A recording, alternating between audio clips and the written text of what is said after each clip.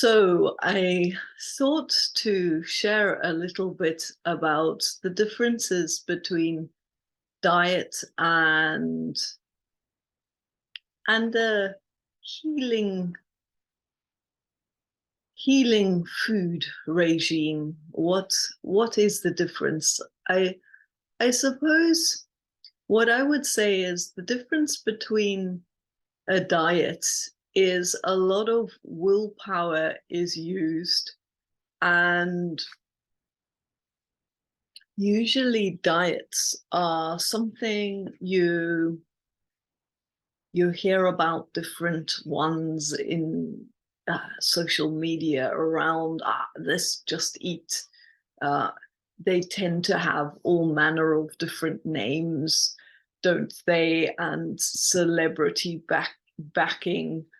I mean, for one, celebrities make their living from looking great, so whatever diet they're trying out, well, they probably looked pretty good in their genes before they did that diet. But it does, it's enticing, isn't it, when you hear somebody, and it can be a celebrity friend, as in a friend that you really admire, tries a diet, and they're enthusiastic about it. It can be enticing to then try it out for yourself. But the difference between a fad diet and a healing a healing relationship to food is one will be pure willpower, and it won't necessarily make complete sense for you. It'll just be like the cookie cutter. Well, one shape fits all, and you try it. It's not necessarily specifically in relationship to your circumstances, and it's not a consciousness making process. So where you're on a healing track with your food is when, to be blunt, it's part of a healing track with your whole life. So the food is not taken as something separate from the rest of your life. I know for myself, boy, do I know for myself, from coming from a family of such disorderly eating ways, to put it politely, that I've studied. It's given me the opportunity to, from a very early age, research the subject in great detail. And then I decided to really start doing this more consciously. So the difference with a healing food regime for yourself is that it is part of a life, a juicy life worth living.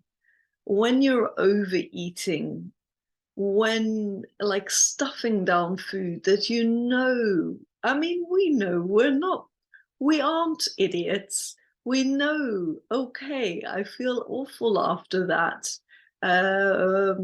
Something deep in us does have this knowing, uh, but why don't we change?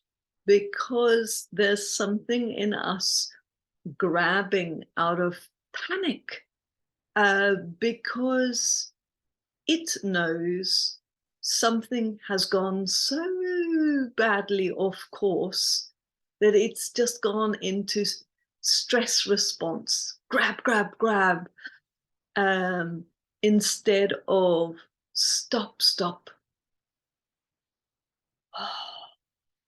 I remember when I started studying Ayurvedic medicine, just the beginnings of it. It's such a huge subject, but the beginnings. I mean, I know when I started yoga, my yoga teacher training, it had such a magnificent effect. I didn't anticipate that anything could be so transformative for me again. But then I realized after some years that I really didn't feel well. I thought, wow, I'm the most stressed out yogi I've met in the universe. And it felt so chronic that I really needed to do further research. And so I started studying Ayurvedic medicine and Ayurveda generally, just as I started right near the beginning, it dawned on me that, oh, the way I'm eating, the way I'm relating to the 5 elements outside me, inside me, is not healthy. And because I'm a pretty extreme woman, I decided to, I ended up, well, I think it was, so it felt like minutes. It might have been months or a year, but there was a turnaround.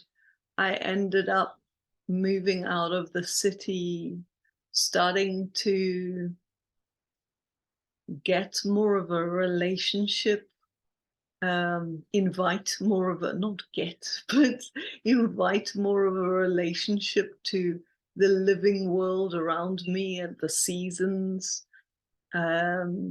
Just to touch oil and feel fresh air.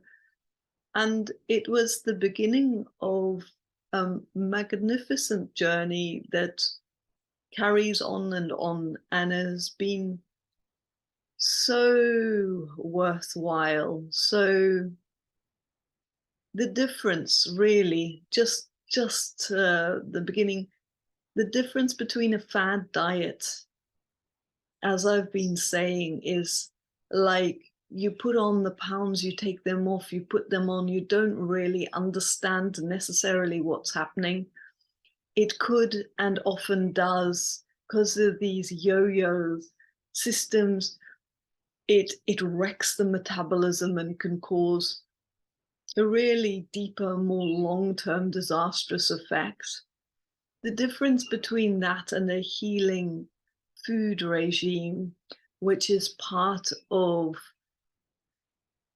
caring for yourself at a very real level, is that you start to understand yourself more. You learn how to really care for yourself.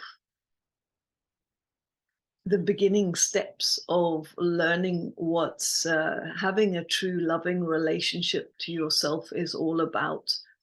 And sure, I'm not saying that it doesn't have effort, and it can be highly inconvenient at times, especially when it's easy to just grab for something that at an emotional or mental level, you just, a snack that you're used to having with lots of salt, and that's it's addictive by nature, and that's why you're craving it in the first place. Sure, it's a turnaround and it takes effort. It's always going to take effort and be at least some bit inconvenient to become more conscious, and I'm never ever going to say it's not. But the beauty is that it's the effort that makes a juicy life worth living, a delicious and meaningful and multi-layered strata of a life, a life which has substance to it. I'll give the analogy.